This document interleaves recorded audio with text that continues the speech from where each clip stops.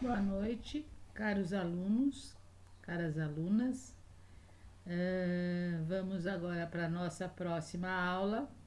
Hoje a gente vai começar a falar um pouco das psicoterapias.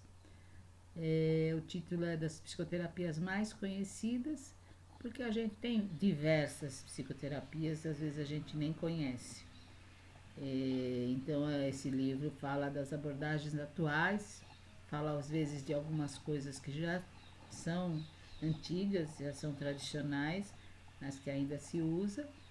Então, a gente vai começar aos poucos falando, né, das psicoterapias e depois, no fim da aula, eu vou dar uma orientação para vocês fazerem um trabalho, né, que vai valer pontos também, certo? Para a gente poder ter uma variação, né? Até agora a gente não teve nenhuma variação, então é importante pensar nisso, né? A gente não sabe quando que vai voltar ao natural, ao normal, então a gente vai ter que pensar, né? Então eu vou propor para vocês um trabalho, mas no fim da aula a gente fala, ok? Então vamos começar as psicoterapias mais conhecidas, né? A gente repetiu esse. Não, são psicoterapias baseadas na teoria psicanalítica. Então, a teoria que Freud, né, que criou a psicanálise, e dela deriva muitas outras terapias. As pessoas, os teóricos vão estudando e vão adaptando, vão remodelando, vão mantendo sempre os princípios básicos da psicanálise, certo? É, então, assim, quais são as psicoterapias que estão baseadas nessa teoria psicanalítica? Então, nós temos a psicoterapia de orientação analítica, temos a psicoterapia de apoio e a psicoterapia breve dinâmica. É, então, cada psicoterapia desse tipo que a gente está falando tem a base teórica da psicanálise. Então, de certa forma, se mantém todos aqueles conceitos do Freud, de ego, de superego, né? Mas depende aí da forma que é trabalhada na psicoterapia. Além disso, algumas terapias de grupo e algumas formas de terapia familiar também têm a base psicanalítica. Por exemplo, a terapia familiar. Quando eu comecei a fazer o curso na PUC, foi a primeira turma que fez esse curso da terapia familiar, né? E na época era de base psicanalítica. Só que durante o curso as professoras foram recebendo textos, lendo outras coisas e se interessaram muito pela nova teoria, a nova linha que estava sendo proposta, que é a sistêmica. Então, a terapia familiar sistêmica, ela não tem base psicanalítica. Que quer dizer o quê? Não se trabalha com intrapsíquico. A gente trabalha basicamente com relacionamento. E muitas terapias de grupo também se trabalha com relacionamento, mas a maioria mantém essa como o contexto, né? A base mesmo é psicanalítica. Então essas psicoterapias psicodinâmicas, elas são referências e são referidas como uma psicoterapia expressiva suportiva, né? Quer dizer, ela consegue dar um suporte, né, um apoio e dar uma condição da expressão do cliente, do paciente, aqui é, né, chamado de paciente, para que possa haver esse conhecimento do problema, o que está acontecendo internamente, e se trabalha em cima dessas falas, desses comportamentos, desses lapsos dentro da própria terapia. Então, ela pode ser mais exploratória e expressiva, quando o seu objetivo preferencial é a análise das defesas, da transferência e a obtenção insights sobre conflitos inconscientes. Então, aí geralmente são essas psicoterapias, né? Psicanálise mesmo, em que você aprofunda o seu trabalho, aprofunda a sua exploração. E ela é mais suportiva, que ele tem depois como de apoio, quando se propõe a fortalecer as defesas e a suprimir os conflitos inconscientes. Então, uma parte mais, vamos dizer que deve ser mais breve, né? Deve ser trabalhada algumas coisas específicas, e nesse enfoque de fortalecimento das defesas e suprir os conflitos. Então, assim, essas aulas que a gente vai ter agora, que talvez sejam 2 ou 3, vão ser assim, para se ter uma visão geral das psicoterapias, né? Então, vocês vão saber um pouco de cada uma. Claro que ninguém vai sair especialista em nenhuma. E aí a gente vai estudar também 2 ou 3 mais profundamente, que eu elegi, né? E que, porque eu gosto, porque eu estudei, porque eu tenho algum conhecimento mais prático do que não só teórico. Mas até lá a gente vai conversar ainda bastante. Então, houve vários desdobramentos, né, da teoria da psicanálise do Freud. Então, por exemplo, a psicologia do ego, a Anna Freud desenvolveu. A teoria das relações de objeto, a Melanie Klein desenvolveu.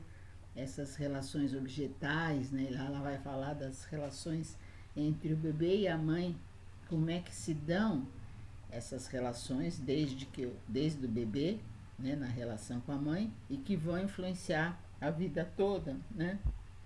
Psicologia do self, do Kohut, a teoria do apego, do Bowlby e do Bion. Então, a teoria do apego também é bem interessante, né? Que ele vai colocar que a criança ela vai aprender aos poucos a se desapegar, né, da mãe. No começo é aquela simbiose, 24 horas por dia, e aos poucos a criança começa a perceber que essa mãe não vai embora. Então depende muito de como é trabalhada essa separação. Então as crianças começam a poder brincar, vamos dizer, na cozinha, a mãe está na sala. Mas a criança levanta a todo momento para ver se a mãe ainda está lá, né? Até o momento que ela suporta ir para uma outra casa ou ir para a escola, né? Sabe que a mãe vai buscar, que não tem esse perigo. Então essa teoria do apego é muito importante. Atualmente a gente que trabalha com casais, a gente se baseia muito nessa teoria de apego. Porque dependendo de como foi trabalhado esse desapego na criança, vai ser o comportamento dessa pessoa no casal, né? Então, se é uma pessoa que não conseguiu elaborar o desapego da mãe, ela não consegue se desapegar da pessoa que ama. Então, é daquelas pessoas que ligam 10 vezes, que quer saber onde vai, que controla tudo. Então, assim, a teoria do apego, ela é uma teoria que vai dar muita base para trabalhar com casais. O processo de separação e individuação, da Margaret Maher, e outros desdobramentos.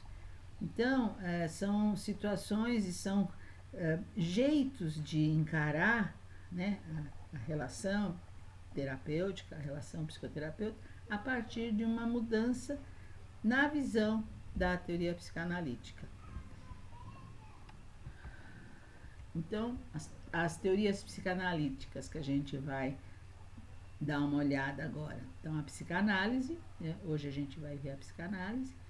Temos a psicoterapia de orientação analítica, que aí é o Jung, né? Que ele é um dissidente do Freud, né? Ele resolveu...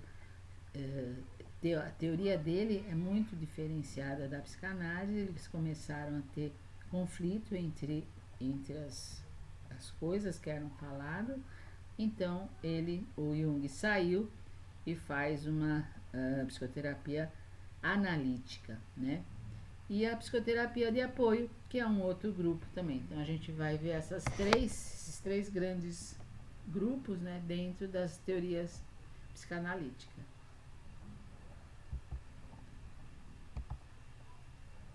Então vamos começar a falar da psicanálise, né? O que na realidade é, como é e o que acontece. Então a psicanálise, ela significa literalmente, essa palavra, dividir a mente em seus elementos constitutivos e nos seus processos dinâmicos. Então, por isso que ela é tão, vamos dizer, demorada, tão profunda, né? É uma tentativa realmente de dividir a mente. É uma tentativa difícil. E pode ter 3 significados diferentes, essa tentativa, né? De divisão nos elementos que são os que constituem a mente e constitui a dinâmica que envolve os processos mentais. Então, pode ser entendido como um conjunto de teorias psicológicas sobre o funcionamento mental, sobre a formação da personalidade e de aspectos do caráter, tanto aqueles considerados normais como os psicopatológicos. Então, existe uma teoria que vai falar sobre o que é considerado normal e o que é patológico, né? Então, ele fala de alguns conceitos chaves: sexualidade infantil, inconsciente dinâmico, conflito psíquico, mecanismos de defesa, formação dos sintomas. Então, esses conceitos são chaves para se entender como a psicanálise vai estudar essa mente, né? Então, vocês sabem, o Freud foi o primeiro que falou da sexualidade infantil. Então, imagina em 1920, né? Outro dia a gente tinha uma discussão aqui, mas o Freud é mais ou menos nessa época, né? Um pouco depois, falar sobre sexualidade infantil, né? Então, era uma coisa assim totalmente nova, totalmente revolucionária. Os mecanismos de defesa, quando ele começa a perceber quais são as defesas que o ego arquiteta, né, para que os conteúdos inconscientes e que causam trauma, ou que causaram, ou que causam problema, possam ser mantidos, né, de uma forma que é possível administrar. É um método ou procedimento de investigação dos conteúdos mentais, especialmente os inconscientes. Então, se trabalha com o intrapsíquico, né? Quer dizer, é uma maneira de o que eu posso facilitar para que esses conteúdos inconscientes, eles venham à tona e possam ser trabalhados. E como é que se trabalha esses conteúdos? Pela livre associação, que assim, basicamente é a regra principal da psicanálise, a análise dos sonhos e a análise da transferência. Então, esses três procedimentos é o que se usa para trabalhar em psicanálise. Então, a livre associação, vocês sabem, a pessoa deita no divã e ela vai falando tudo que vem à mente, sem nenhuma censura. E o terapeuta vai estar ouvindo, né, com uma escuta acolhedora, também tentando ser o mais neutro possível. E quando ele acha que tem alguma coisa, ele pode aí pontuar, né, devolvendo uma interpretação para ele, para o cliente. A análise dos sonhos, né, se começa a achar que os sonhos tinham alguma coisa a ver e que tinham alguma mensagem para dar. Então, se começa a analisar, se faz muitos compêndios de sonho, o que significa tal coisa. Sonhar com, sei lá, com borboleta significa transformação, sonhar com morcego significa morte. Então, se tenta organizar esse conhecimento, mas é claro que é baseado em suposições, que a gente não tem essa condição de saber se é ou não é. Aí, assim, o que a análise dos sonhos atualmente faz é realmente ser uma coisa que é bem individualizada, né? A gente sabe que é uma linguagem do inconsciente. O inconsciente não se comunica falando coisas que são como a gente se comunica, ele se comunica por símbolos, é uma linguagem simbólica. Então, o sonho tem que ser decifrado, né? Ele tem que ser decifrado entre o terapeuta e o cliente, o paciente. Não é, são aqueles sonhos que são muito concretos, muito literais. O meu terapeuta falava, não acredite, porque são sonhos que estão enganando. Porque a linguagem do inconsciente, ela não é direta, ela não é tão fácil de entender. Você tem que realmente decifrar, né? E a análise da transferência, então, é que você é em cima da transferência que há do paciente com o psicoterapeuta, que se faz toda a análise. É um método, então, a psicanálise psicoterápico que se propõe a efetuar modificações no caráter ou em aspectos focais do caráter, por meio da obtenção de insights, né, mediante a análise sistemáticas das defesas, na chamada neurose de transferência. Então, a transferência, quando é analisada, você está buscando essa neurose que você, de repente, trabalha ou se relaciona sempre transferindo, fazendo essa transferência para outros em que você associa com seu pai, com a sua mãe, né, com seus entes que eram queridos e que eram, na época da sua infância, pessoas importantes. Então, se tenta justamente fazer essa análise dessas defesas pela transferência. Então, é trabalhada a transferência, né? Se aceita a transferência, se entende que ela vai ocorrer e é trabalhada a transferência, certo? Então, se o paciente está irritado porque o terapeuta, sei lá, falou alguma coisa que ele não gostou, esse terapeuta vai poder trabalhar em cima dessa transferência, porque ele ficou com raiva ou ficou bravo, baseando-se em suposições da transferência dele, né? Então, olha, parece que você agora está reagindo como uma criança frente aos pais. Então, não sei gente, eu não sou psicanalítica, mas, né, do que eu me lembro, então vai trabalhar essa transferência tentando, né, ver o que acontece, quais as defesas que estão sendo usadas para justamente poder obter o site. De repente a pessoa, nossa, nunca tinha pensado nisso, né? E aí é onde se cura, né? Eu tive uma vez um professor que ele falou, né? Porque as pessoas ficam tentando falar, como que eu consigo fazer uma interpretação maravilhosa para que o paciente tenha um insight. Ele falou, gente, a gente não consegue planejar as interpretações. Ele fala, a interpretação, ela pega, nos surpreende ao terapeuta e ao paciente. Então, o terapeuta está trabalhando tranquilamente nas coisas, né, tentando ver. Quando ele pega uma situação e que ele coloca de uma maneira que realmente impacta o paciente, houve uma interpretação que surpreendeu aos dois. Então, a interpretação, assim, não existe um livro de interpretações. É muito, né, pessoal e depende da relação entre o paciente e o psicanalista.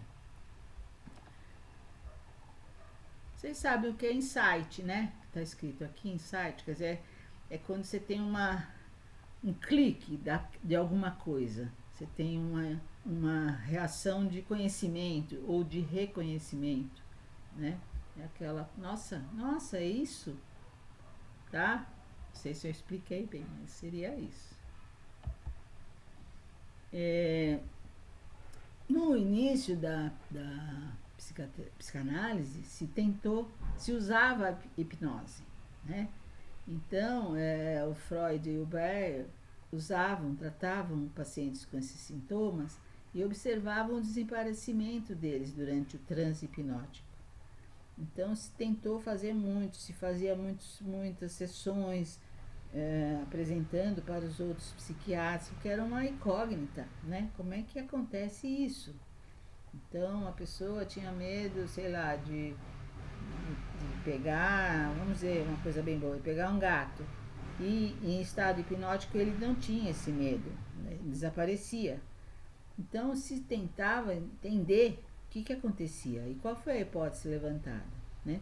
Que o afastamento desses impulsos inaceitáveis da consciência, que é o ego, né? Por meio da repressão, era o responsável pelo caráter patogênico da, do sintoma. E aí o fato de trazê-los à consciência faria com que perdessem tal característica e desaparecessem. Então, a partir do estudo da hipnose que se baseou toda a teoria da psicanálise, né? Quer dizer, se eu consigo trazer à consciência esse problema, essa coisa que é inaceitável na no meu inconsciente, eu vou poder, né, ver, aceitar e aí desaparece o sintoma porque eu reconheci ou eu conscientizei dele. Só para ilustrar um pouco a aula, eu fui para os Estados Unidos em talvez 90 e pouco, e lá fiz uma palestra e falei sobre xamanismo em portunhol, porque tinha lá em Miami, né? O pessoal entende espanhol, castelhano, e eu falava um pouco de portunhol, que é a mistura de português com espanhol. Tinha a tradução de uma amiga, quando não entendiam, ela traduzia para o inglês, mas falei sobre xamanismo, sobre essas técnicas de cura dos índios brasileiros. E o pessoal, quando acabou a palestra, eles vieram falar comigo da hipnose. Então, eles estavam começando ou recomeçando lá nos Estados Unidos a trabalhar com hipnose e queriam que eu trouxesse para o Brasil, né? Como seria se eles viessem dar cursos e tal. Então eu vim com essa ideia, né? Voltei para o Brasil com essa ideia, procurei minhas professoras, né, de terapia sistêmica familiar na PUC e falei. E foi um horror a recepção. Imagina, você tá louca, nada a ver. Então, eu não ia trazer as pessoas por minha conta e risco, né, pagar a viagem e tal, e não ter apoio de nenhuma instituição, né? Não achei ninguém que me apoiasse. Isso, ó, 1990, vamos dizer, mais, 1900, fim de 1900, começo de 2000, sei lá, 20 anos atrás. E agora está voltando, né, pessoal? As pessoas estão trabalhando, eu não sei como é que está sendo aceito pelo CRP, mas a hipnose está mais presente na psicologia, né? Então é um campo aí para vocês poderem estudar.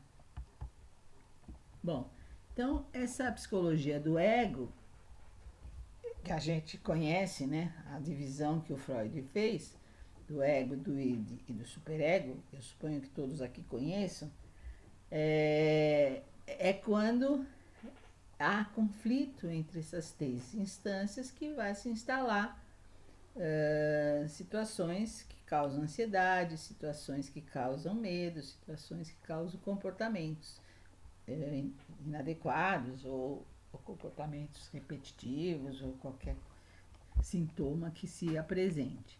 Então, o conflito se manifesta pela ansiedade, que por sua vez mobiliza os mecanismos de defesa do ego. Então, o ego é o que está pronto para reagir aí no ambiente.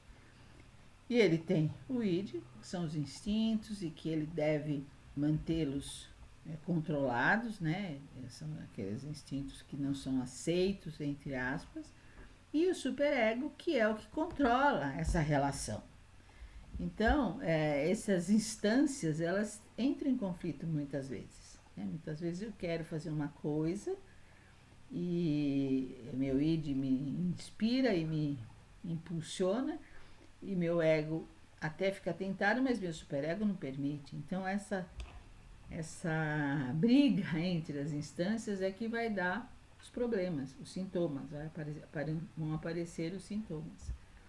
Na realidade, esses sintomas vão representar soluções de compromisso entre a expressão plena dos impulsos ou sentimentos, eles colocam aqui, porque o sentimento, a expressão afetiva, está tudo dentro dos impulsos. E sua repressão, ou manejo pelos mecanismos de defesa que moldam o caráter da pessoa. Então, o sintoma que aparece é onde se vai trabalhar. O sintoma é que vai estar demonstrando ou estar mostrando que alguma coisa não está bem. Então, se eu tenho uma mania de limpeza, um toque, que eu tenho que lavar a mão toda hora e tal, esse é um sintoma que expressa que alguma coisa não está bem em termos dessa relação do id, do ego e do superego. A análise das defesas que surgem como resistência ao tratamento é o foco da psicoterapia à luz da psicologia do ego. Então, se vai trabalhar as defesas, porque se pensa, essas defesas são as mesmas que aconteceram quando a criança era um bebê ou quando estava começando a sua vida e que se tornou naquele momento essencial para a sobrevivência. Então, naquele momento que o bebê percebe, vamos dizer, que a mãe não vem, ele pode chorar, ela não vem, e ele arruma algum mecanismo de defesa para aguentar essa situação, naquela hora foi saudável, naquela hora foi importante, naquela hora ele sobreviveu.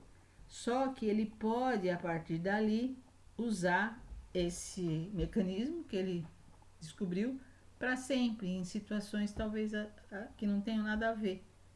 Então, por isso que você tem que voltar ao tratamento lá na origem dele, certo? Então, assim, estou falando bem a grosso modo, mas é mais ou menos como funciona essas instâncias do id, do ego e do superego.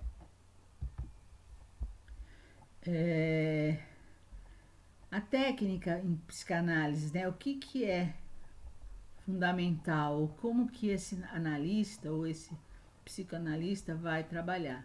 Então, ele tem uma atitude neutra, ele vai se sentar às costas do paciente, né?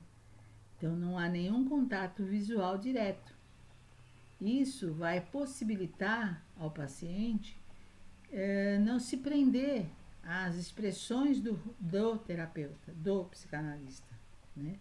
Que às vezes pode ter alguma reação que dê alguma indicação para o paciente que está gostando, que não está gostando, que está horrorizado, que está ao lado. Então, essa é tirada essa possibilidade do outro em frente como um espelho. E o paciente é orientado a expressar-se livremente e sem censura, falar tudo o que vier à mente, né? Vai podendo falar o que quiser, o que vier à mente, todos os seus pensamentos, todos os seus sentimentos, suas fantasias, seus sonhos, suas imagens. E assim mesmo, e além disso, as associações que ocorrem, né? Então, evitar o julgamento, evitar se há relevância ou não há aquilo que está falando, né? Ah, não, mas eu pensei um negócio, mas não vou falar porque não tem nada a ver. Não, fale tudo, né? Ou significado. Você não precisa necessariamente saber o que significa, mas você expressa porque veio. Então, essa é a regra fundamental da livre associação, que é uma técnica que é usada em psicanálise. Quer dizer, aliás, acho que é a fundamental. O analista que se senta atrás do divã, ele vai mantendo essa atitude de curiosidade e de ouvinte atento, né? Ele é curioso no sentido de querer entender o que mais vem além do que está sendo falado, né? E ele é um ouvinte atento. Ele, a maior parte do tempo, ele ouve, certo?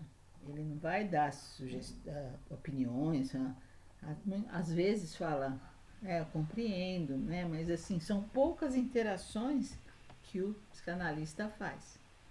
Tem pessoas aqui que talvez trabalhem com psicanálise, se submetem a uma terapia psicanalítica, então vocês têm essa experiência. É importante também poder falar dela. A gente vai fazer a reunião, né? Poder falar dela. Bom, para mim aconteceu isso. Como outro dia a gente comentou daquela minha experiência com o doutor o psicanalista que me dispensou da terapia, né? Então, assim, é possível a gente trocar nessa hora que a gente vai se encontrar após a aula aqui. Lá para as 8h30, 8h15 a gente vai se encontrar. Bom, aí então de tempo em tempo o terapeuta interrompe as associações do paciente, fazendo observar determinadas conexões entre os fatos da sua vida mental e o que ele está falando, né? Ou entre o que ele está falando e o seu passado, a sua questão com a mãe. Então ele vai fazendo essas associações. E isso que é a interpretação. Por isso que eu falei que a interpretação não é... Existe um manual de interpretação. Você vai fazendo essas associações e muitas vezes você associa uma coisa que tem a ver total com o problema. E aí a interpretação surpreende tanto o paciente quanto o psicanalista.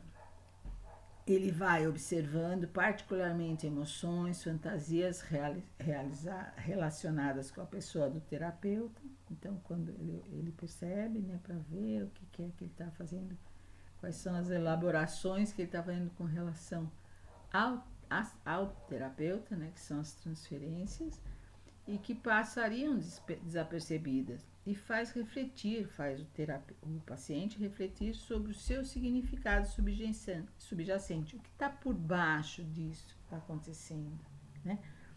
Até onde a gente pode ir a partir dessa relação que é feita. Então, essa relação com o subjacente que está no consciente, que está se expressando, né, a partir da transferência com o terapeuta. Então, a transferência é trabalhada sempre, né? Ela é sempre trabalhada. Sempre você está baseado nessa relação de transferência. A gente depois também sabe da contra-transferência, que é quando o terapeuta reage às coisas do seu paciente, né? Mas aqui a gente está falando mais da transferência. Então, quais são as coisas exigidas ou aprendidas para o psicanalista, né? A neutralidade, a repetição frequente das sessões e do divã, né? Então, são situações que vão permitir que se estabeleça uma regressão e uma relação transferencial. Então, sempre tem a situação daquele jeito. Começa no horário tal, termina no horário tal, começa com uma frase, sei lá, bom dia, boa tarde, o que você tem hoje para conversar, sei lá, né? E isso vai garantir uma situação em que a regressão possa ser bem-vinda, né? Então, nessa relação transferencial, o paciente passa a deslocar para a pessoa do terapeuta pensamentos, sentimentos que antes eram voltados para pessoas importantes do seu passado, repetindo padrões primitivos de relacionamento. Então, na hora que ele transfere para o terapeuta alguma coisa que na situação não se encaixa, o terapeuta vai perceber e vai mostrar para ele como ele está repetindo alguma situação de passado, alguma atitude de passado, algum padrão, né, primitivo de relacionamento. Então, o passado se torna presente, que é o trabalho da neurose da transferência, como se chama. Que é basicamente o trabalho, né, da psicanálise. Né? Eu vou trabalhar em cima da transferência com as coisas que se tornaram neuroses.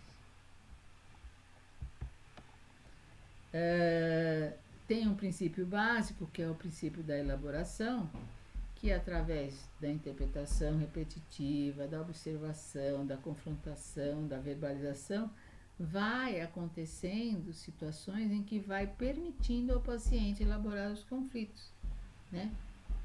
Há uma inter-relação entre os dois, mesmo que não haja uma conversa, né? Mas a repetição, a interpretação, ela vai possibilitar que esses conflitos que estão aparecendo e que estão vindo do inconsciente possam ser trabalhados e vai adquirir e vão permitir que ele adquira domínio sobre esses conflitos internos, né? E sobre essas emoções avassaladoras a eles associados. Porque os conflitos internos, eles vão causando, né, ansiedade, vão causando medo, vão causando todos os sintomas. Então, lá na sessão, você vai trabalhar em cima disso. Então, novamente, vou falar do terapeuta, que é neutro, ele evita fazer julgamentos sobre os pensamentos, sobre os desejos, sobre os sentimentos do paciente, procurando compreendê-los. Ele é abstinente, né, ele evita gratificar os desejos transferenciais do paciente, então ele não dá nenhum feedback positivo, não dá nenhuma situação em que o paciente vai achar, ele tá achando eu legal, né, ele é distante, ele é abstinente. E ele evita se comportar como a pessoa do passado do paciente, que ele gostaria, né, que ele se comportasse, certo? Então, transferencialmente, ele espera que esse terapeuta ou esse psicanalista se comporte como as pessoas, para ele poder reagir como ele costuma reagir. E quando não há essa correspondência, ele vai ter que elaborar, né, essa situação de uma maneira diferente. E aí que é o chance da psicanálise, certo? O terapeuta não revela detalhes da sua vida pessoal ou da sua família, mesmo que o paciente, o cliente se interesse, pergunte, ele não vai responder essas perguntas, ele não vai responder essas questões. Há um acordo tácito, o cliente sabe disso, o paciente sabe disso, mas muitas vezes ele tenta, né? Ele tenta ver se quebra esse contrato para saber. A proposição de que o terapeuta deveria ser uma tela em branco, que antigamente era o que se pensava, né? Quer dizer, sendo uma tela em branco, ele poderia ser a projeção de qualquer coisa nessa tela, evoluiu para a proposição atual de que o terapeuta deve ser natural e espontâneo e facilitar a relação terapêutica, e não frio, distante e silencioso, como na psicanálise tradicional, apesar de se manter, né, o divã, se manter a sessão, mas ele não precisa ser tão distante, né? Tinham psicanalistas na minha época que nem cumprimentavam de dar a mão, porque era um contato. Então, quer dizer, era uma situação que até para o psicanalista era muito pesada e muito artificial, né? Então, essa proposta de ser mais natural, mais espontâneo, também pode aproximar mais o seu paciente. A frequência das sessões, de 3 a 5 por semana, geralmente são 4, e que vão durar de 45 a 50 minutos, como qualquer terapia. O problema da frequência é que atualmente ninguém consegue, a sessão de psicanálise é cara, ninguém consegue fazer 4 sessões semanais, né? Você ter o teu paciente que faz uma sessão semanal já é difícil, imagina 4. Então, você só trabalha com alto nível, né? Classe AA, e também a classe AA é aquele fenômeno, né? Escolhe aquele psicanalista que está na moda e só ele. Então, essa questão é financeira, também é econômica, né? Como é que eu vou manter uma sessão, uma terapia psicanalítica com esse nível, né, de sessões, 3, 4, 5 sessões semanais. Então, para se manter aquela possibilidade da transferência, né, então as sessões ocorrem em horários pré-estabelecidos e o tratamento dura anos.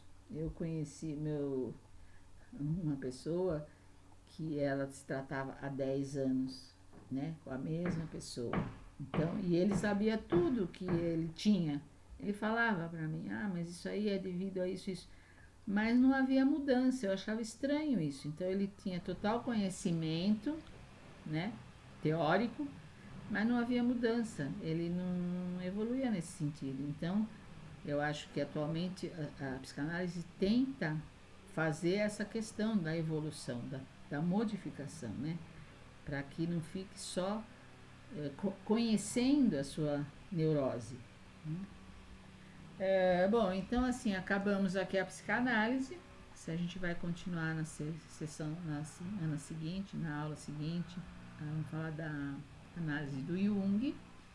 E eu vou aproveitar agora para a gente falar um pouco como que vai ser o trabalho que vocês têm que fazer para ter os pontos, que não é a prova ainda. Então, esses desdobramentos que ele fala, que são as terapias que partem da psicanálise, tem algumas aqui, existem outras. Eu queria que vocês se dividissem em grupos e escolhessem qual que vocês querem trabalhar. Então, eu quero trabalhar com a teoria das relações objetais, da Melanie Klein. Ok, vai fazer um grupo, vocês vão estudar, pesquisar, aprofundar um pouco. Eu vou falar en passant dessas teorias para todo mundo saber.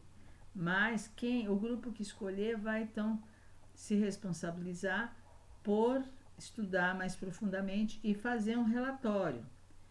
Eu costumava, né, fazer na época das nossas aulas presenciais, que as pessoas apresentassem na frente para os seus colegas, porque também isso é uma habilidade que a gente aprende na faculdade, né, a criar um trabalho, apresentar esse trabalho, poder conversar sobre o trabalho. Mas se a gente está aqui nessa situação, a gente vai fazer, vocês vão fazer em grupo e vão me dar o relatório, e se a gente achar alguma situação, aos poucos eu também estou aprendendo a usar o instrumento, o Zoom, né, diz que tem possibilidade de fazer encontros de pessoas, trios, tal, dentro da sala grande. Então eu ainda não sei tudo, mas basicamente seria vocês poderem pegar esses dois desdobramentos que estão sendo falados aqui,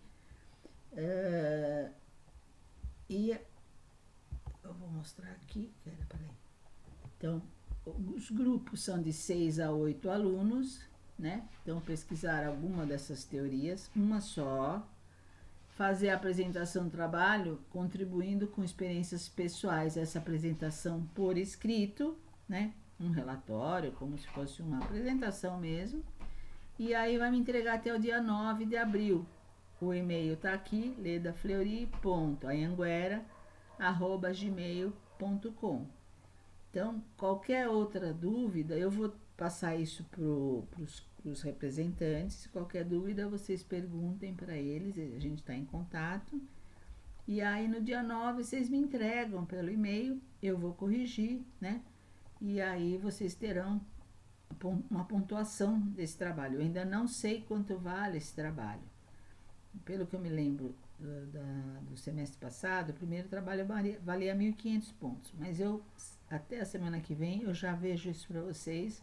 Essa semana a gente estava muito mais preocupado em aprender a usar as técnicas, aprender a dar aula à distância. E agora a gente já está mais ou menos seguro disso. Então, até a semana que vem eu já confirmo com vocês quanto vai valer essa apresentação, esse trabalho que não vai ser apresentado, mas que vai ser entregue num relatório. Tá bom, pessoal? Então, espero que vocês tenham gostado da aula, que tenha servido. E essa semana a gente não vai fazer um trabalho para tirar dúvida, mas com certeza semana que vem sim. Tudo bem? Então, até lá e bom estudo e bom trabalho para vocês.